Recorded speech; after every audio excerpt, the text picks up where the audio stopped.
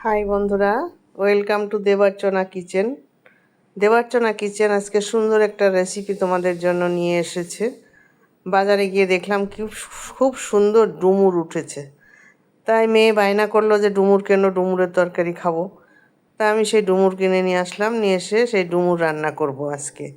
তা ডুমুর সিদ্ধ করে রেখেছি, এদিকে আলু ভেজে নিয়ে জিরে ফোড়ন দিয়ে আলু ভেজেছি, ভেজে এর মধ্যে জিরে আদা আর লঙ্কা বাটা দিয়ে একটু জল দিয়ে দিলাম, আর একটু হলুদ দিয়ে দিলাম। দিয়ে এবার এর মধ্যে আমি ভালো করে একটু কষিয়ে নেব। এটা কষানোটা জল দিয়ে কষালে সেই কষানোটা ভালো হয়, আর আলুটাও সিদ্ধ হয়ে যাবে। আলু ভেজে নিয়েছি ভালো করে, যদিও সিদ্ধ হবে, তবু এখনকার আলু তো খুব একটা ভালো হয় না, তোমরা জানো। এবার আমি এর মধ্যেই দিয়ে দেবো ডুমুরগুলো, দিয়ে ডুমুরও এর সাথে কষাবো। সিদ্ধ করে রাখা ডুমুরগুলো আমি একটু চটকে নিয়েছি, অল্প, বেশি চটকাইনি, নিয়ে এর সাথে দিয়ে এবার আমি দিয়ে দিলাম একটু মিষ্টি অল্প করে।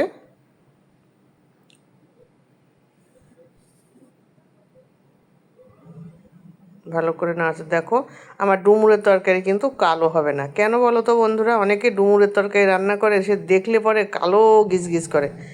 কালো হবে না। কি করতে হবে জানো তো? ডুমুর কেটে তোমরা জলে ভিজিয়ে রাখবে আটা দিয়ে। হ্যাঁ, আটা দিয়ে চটকে চটকে দুবার তিনবার করে ধোবে। ধুলে দেখবে একদম ধবধবে হয়ে গেছে, ডুমুরের গা পরিষ্কার হয়ে গেছে। তারপরে প্রেসার কুকারে সিদ্ধ করে নেবে। এইবার আমি এর মধ্যে হলুদ দিয়ে দিলাম, পরিমাণ মতো দেবে। আর এদিকে আমি কাজু কিশমিশ আর টমেটো বেটে রেখেছিলাম মিক্সিতে দিয়ে।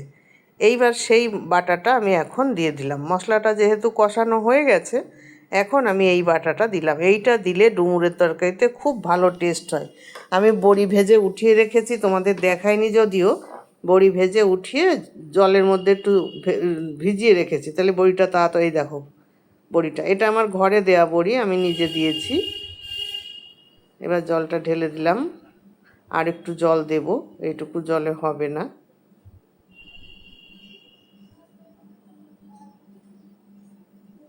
একটু গরম মশলা গুঁড়ো করা থাকে, সেটা দিয়ে এর সঙ্গে কষাবো, তাহলে সেন্টটা আরও সুন্দর হবে। এবার পরিমাণ মতো যেটুকু লাগবে সেটুকু লবণ দিয়ে দিলাম আমি।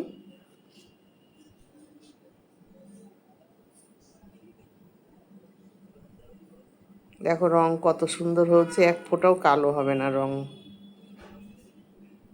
দেখতেই পাচ্ছ, আমি কোনো রং ও কালার কিন্তু ব্যবহার করিনি। আমি কাশ্মীরি লঙ্কার গুঁড়ো টুড়ো কিচ্ছু দেইনি আমি।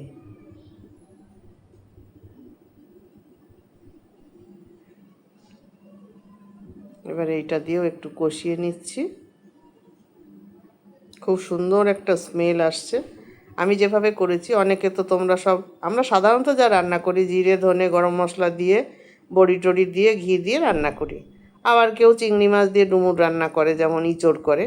কিন্তু আমি একটু নতুনত্ব করেছি এই কিশমিশ কাজু আর টমেটো বাটাটা দিয়ে। এটাতে যে কী টেস্ট হয় বন্ধুরা, তোমরা একবার করে খেও, খেলে বুঝতে পারবে। মনে হয় এর আগে তোমরা কোনো চ্যানেলে এইভাবে রান্না করা দেখোনি ডুমুর। আমার মতো করে রান্না করে খেয়ে তোমরা দেখে আমাকে কমেন্টস করে জানাবে। আর এইভাবেই তোমরা রাঁধবে, আর অন্যভাবে রান্না করার চেষ্টাই করবে না।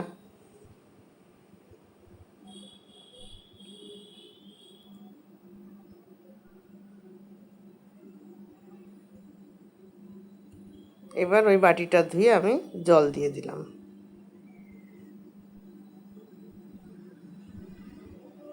দিয়ে ঢাকা দিয়ে দিলাম তরকারিটা ভালো করে ফোটার জন্যে।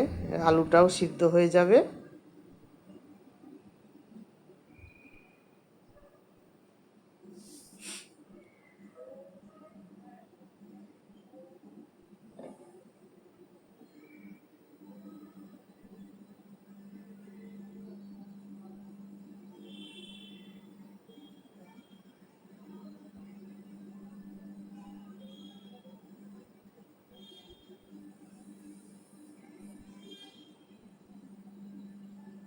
এবার ঢাকনাটাকে আমি খুলে দেব, খুলে দেখব।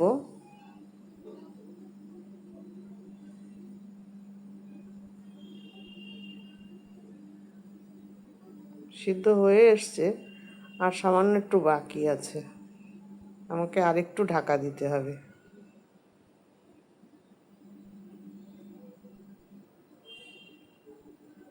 এবার ঢাকনাটা আবার ভালো করে ঢেকে দিলাম, ফাঁকা ছিল।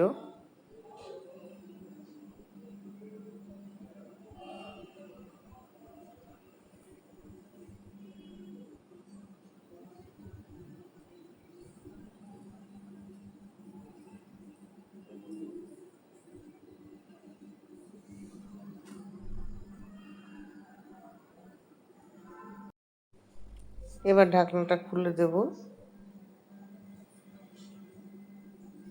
দেখবো একটু সিদ্ধ হয়েছে নাকি। সিদ্ধ হয়েছে, আর একটু সিদ্ধ হলে তবে ভালো হবে।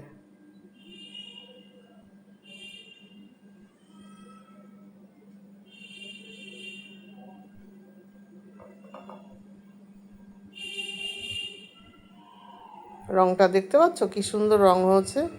আমি বলেছি না রংটা খুব চমৎকার রং হবে।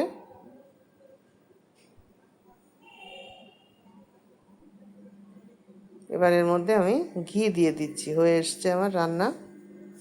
ঘি দিয়ে দিচ্ছি।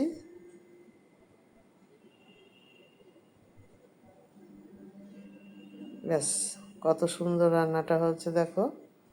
একটু ঝোল রাখতে হবে, কারণ ঝোলটাই হলো আসল স্বাদের। ঝোল দিয়ে ভাত মাখলে আর কিচ্ছু লাগবে না, এক ভাগে দিয়েই রান্না হয়ে যাবে খাওয়া।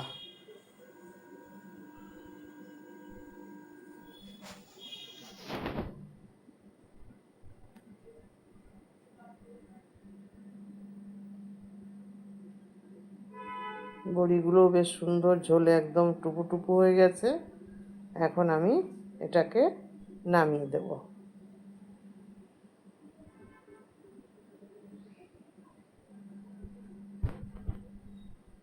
নামিয়ে দিলাম, সুন্দর করে ঝোলগুলো ভালো করে মুছে নিলাম।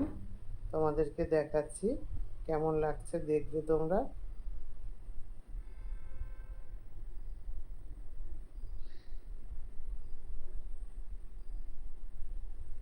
দেখো এবার কত সুন্দর কালার হচ্ছে বন্ধুরা। তাহলে রান্নাটা তোমরা এইভাবে করে খেয়ে আমাকে জানাবে। ভালো লাগলে লাইক শেয়ার কমেন্টস করবে। যারা এখনও সাবস্ক্রাইব করনি তারা সাবস্ক্রাইব করে দেবে। আর হ্যাঁ, এই রান্নাটা বেশি বেশি করে শেয়ার করবে, কারণ এইভাবে অনেকেই কিন্তু করে না। ঠিক আছে, তাহলে সকলে ভালো থাকো। আজকের মতো এখানে রাখি। টাটা।